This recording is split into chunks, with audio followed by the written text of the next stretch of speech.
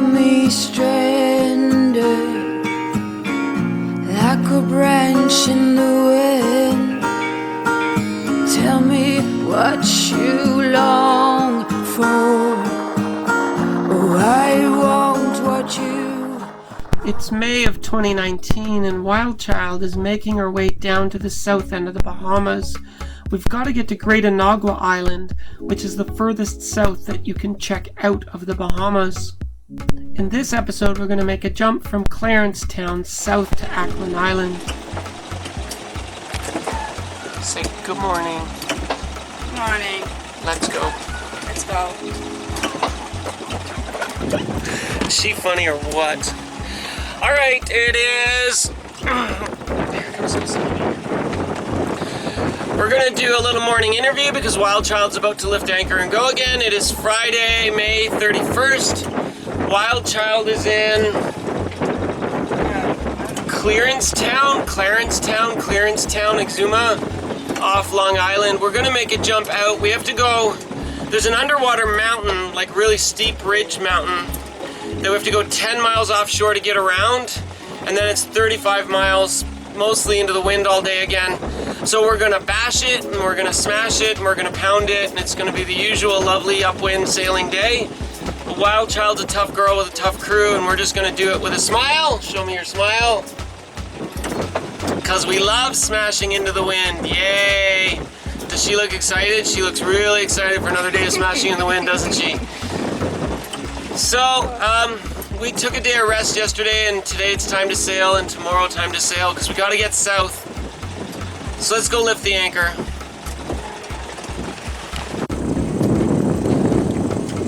You ready?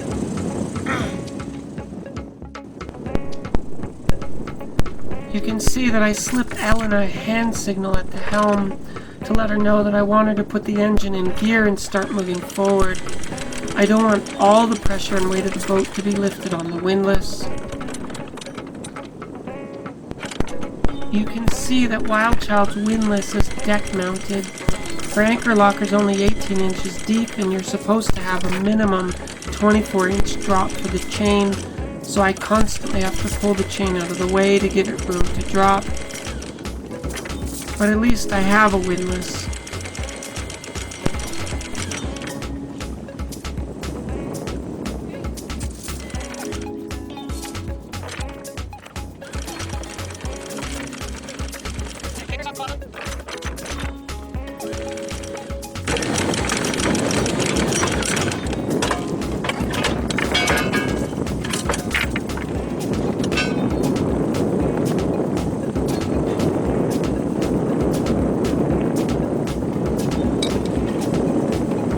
Turn us around, anchor's up.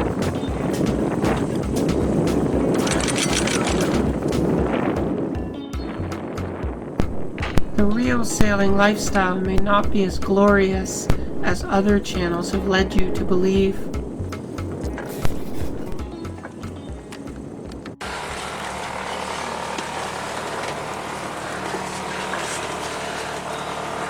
Zoom out.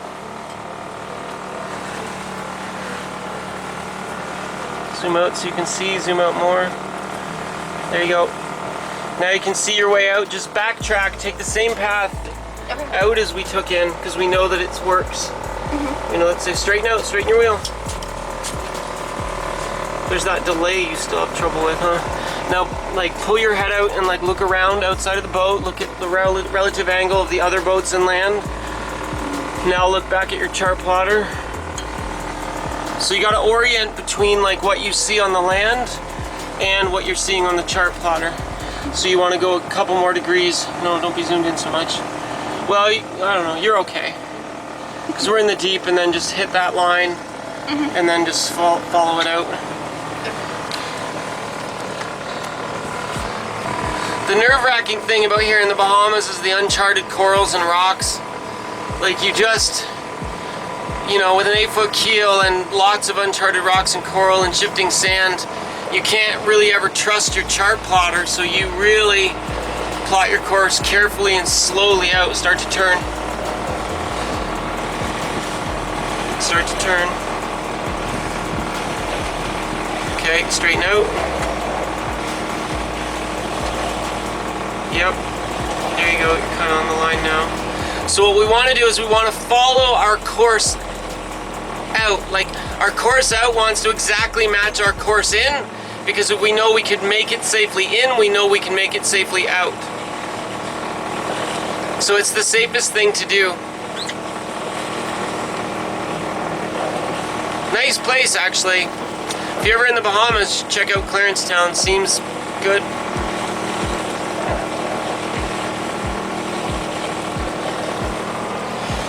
Let's go sailing!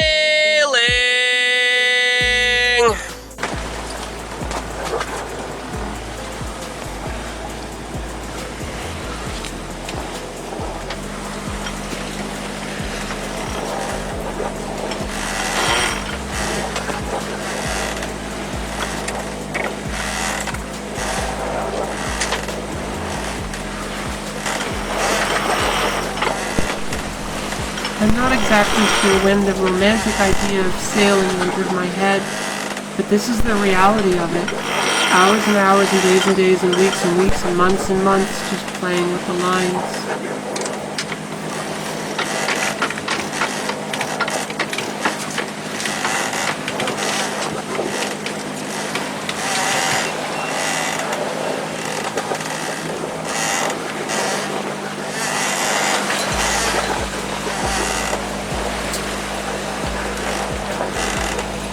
Hey sailors, what do you think?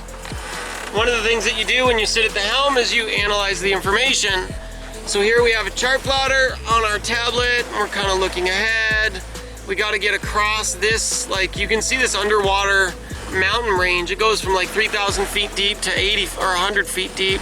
So it's going to cause swell. We're cutting across there. Our goal for today is to get to Acklins Island. So it's only 40 miles. You can see we're pretty tight on the wind angle, but it doesn't look bad. Like a short tack and we should be able to make our way over. The original plan was to come outside this and then go over. But as we came out and I was kind of analyzing the information, I decided I felt like we could do this. We could get across here safely. The shallow spots, like these are underwater mountain peaks and hills, but it goes from a couple hundred feet to 80 feet. So, we're moving by, what does that say there? 84 feet. So I mean, is it okay to sail over 84 feet? I think so.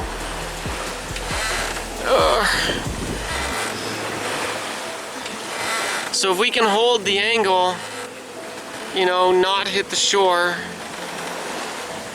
to be able to stay offshore, get along the edge of the ridge, the bigger swell should start to go away as we get closer, as we get into deeper water. Right now we got big swell, well, not huge, but it's swelly because the water is rising up to 3,000 feet, getting swelly over the little hills under here, and then it'll drop off, but that's 2,000 feet deep. Once we get over deeper water, we shouldn't be swelling so much. So what do you think? Sound like a plan? Should we do it? I've consulted you. You're now a junior captain on WildChild. This is the stuff that captains have to do all day, all the time. You never stop thinking about it. You're always checking charts and weather and wind. You're always analyzing the conditions and the route and the wind angles. Do I have 5 more degrees of wind this way? Do I have 10 degrees of wind this way? Am I gonna have to tack? Can I pull this course? Can I, this is what captains do. And I thought I'd bring you guys along for the ride. Because why not? You've been watching the videos all along. Why not be part of the team, right? Welcome to Team WildChild. The good news is it's not too rough. We're not splashing it. We're not smashing it. We're just a little bit rolly. But maybe we're going to have a good day of sailing instead of a crappy day of sailing. You can see how excited my crew is. Look, doesn't she look excited? Because she's very excited because nobody likes to have to poundy, smashy all day. And now she doesn't have to suffer poundy, and neither do I. So the girls on WildChild are kind of happy. It looks like we're going to have an easy 40-mile sail today in decent conditions.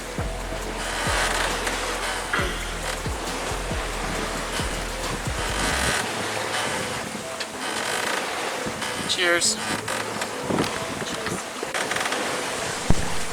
And this is the reality of sailing Oh well. At least I don't have any stupid boss yelling at me.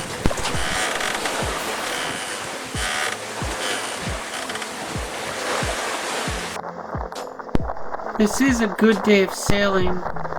These are good conditions to sail in. Thousands and thousands of hours of sailing. And I'm bored. I'm just so bored. I really am an excellent sailor. I just wish my new crew would talk to me. Have conversations, share, tell stories or jokes or fool around.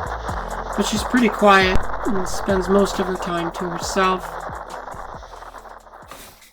Alright guys, here's more sailing misery for you.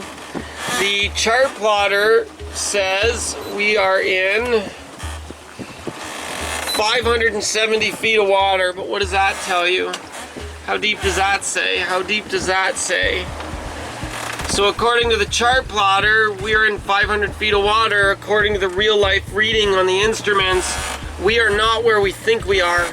We are not in 500 feet coming up the bank. We are actually over on the bank somewheres. If you look around up here, you know, like we're getting readings of 86.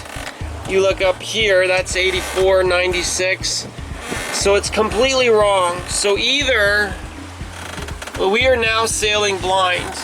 So either the maps are wrong, so then we double check with our other map, and it says the same thing. I don't know if you can see this. Let me try and show you.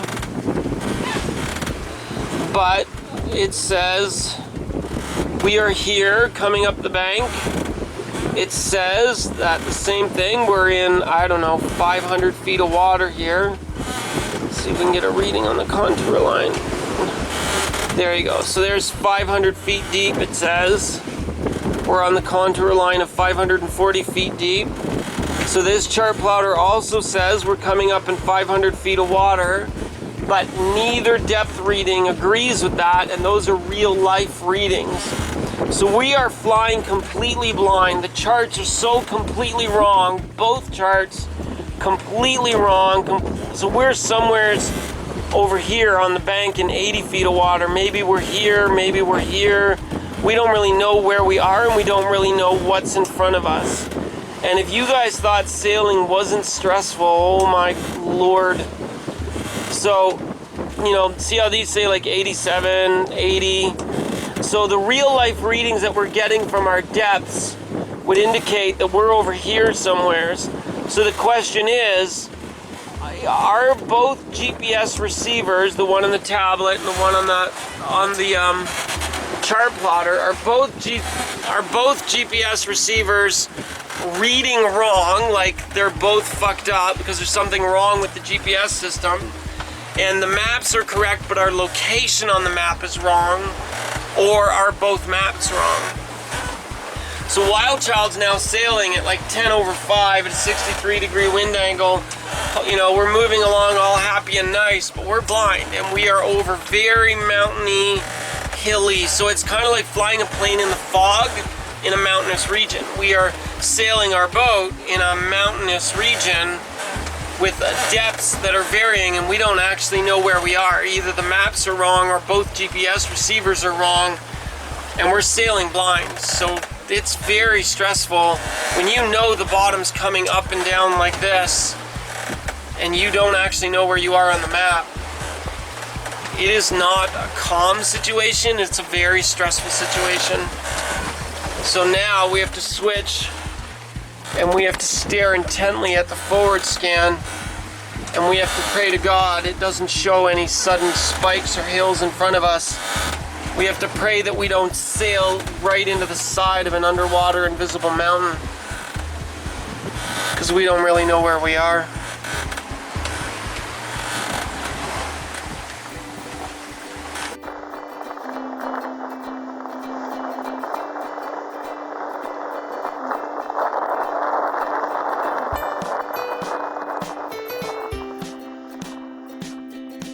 It's the Mighty Fisher Girls Take 2. We have our $50 cedar plug on the fishing rod, and we're gonna get another chance at a mahi-mahi maybe. WildChild sailing along in a, I don't know, Maybe 1 meter ocean swell with half-meter little waves on it. It's pretty calm actually, conditions are good. Elena wants to leave me and go have a nap, because that's what she always does, so that leaves me alone on the helm. And we have 12 over 3.7 at a wind angle of 60. While we poundy. We were doing 5 knots just a few seconds ago. Let's have a look up at our sails and see how the sails are looking. We see beautiful red ticklers sticking out the back. Happy flag, happy Jenny. And conditions are good. Yeah, WildChild's got a fish. Now we have to bring her home. Oh crap, it's just another Barracuda.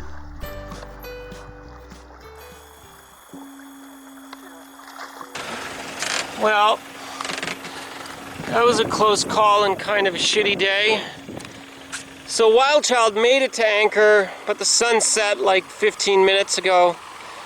It looks maybe brighter on the camera than it is in real life. But we pulled into Acklins Island, and I know it looks bright on the camera, but it is actually dark out. Like the sun is set, and we're running out of daylight, but we got the hook down. WildChild is safe off some, I don't know, beach somewheres, near some house somewheres.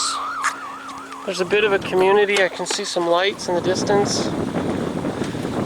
Cell tower, that always makes me happy. That's internet access and wind.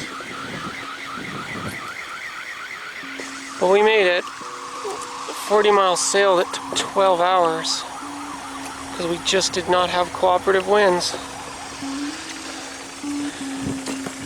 Okie dokie, I have the helm. That's our distance now. 90 feet, 18 feet of water, wind is 6. Let's bear down. Let's go to reverse. I just have the anchor right now on a single cleat on the front. The RPMs. We're going to dig the anchor in. You guys tell me if it drags. Here we go. Bear down. Dig the anchor in the sand. And relax. Check your relative position to your landmarks. All good. And kill the engine.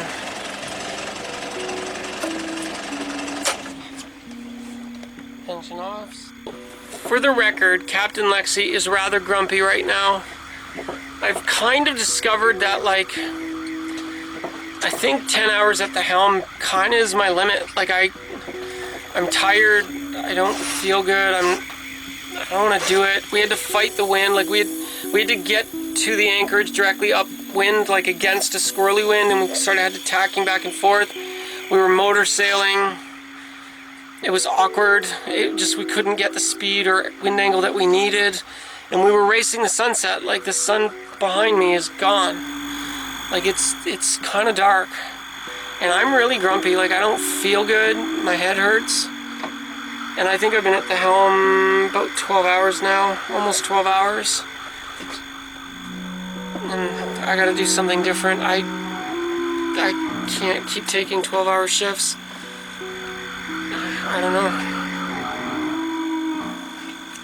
So I'm gonna say goodbye to you guys. I gotta go finish securing the anchor and then shut everything down. And then I'm gonna go down below and take a rest. Elena's great. She's like down below already working on dinner. We're just gonna eat dinner and go to bed, like some fast, simple meal, and go to bed because we're tired. It was a long day, a 40-mile sail. We were supposed to be here by 4 or 5 at the latest. We didn't get here. It's 8:05 right now. It's dark. It wasn't supposed to go this way. That's sailing, I guess. Never trust the winds.